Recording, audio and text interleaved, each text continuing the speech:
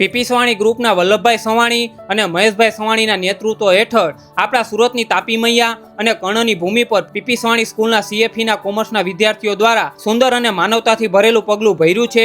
જ્યાં આજના સમયમાં બાળકો પોતાના આરામ અને મોજશોખમાં વ્યસ્ત છે, ત્યાં આ વિદ્યાર્થીઓ ગરીબ અને જરૂરિયાત લોકોને દર મહિને ભોજન આપવાનું કાર્ય હાથ ધર્યું છે। આ કાર્ય માત્ર એક સેવા નથી, આ તો માનવતા છે, સંસ્કાર છે અને સમાજ પ્રત્યેની જવાબદારી છે। જ્યાં પ્રેમ અને સહાનુભૂતિ સાથે એમણે અનેક લોકોના ચહેરા પર સ્મિત લાવ્યું છે। પીપી સવાણી ગ્રુપના શક્તિશાળી હાથો આજે ભવિષ્યના મોટા પરિવર્તનના કર્તા બની રહ્યા છે। આવી સંસ્કાર યાત્રાને સલામ અને આશીર્વાદ છે। સેવા એ જ સાચી શિક્ષા છે।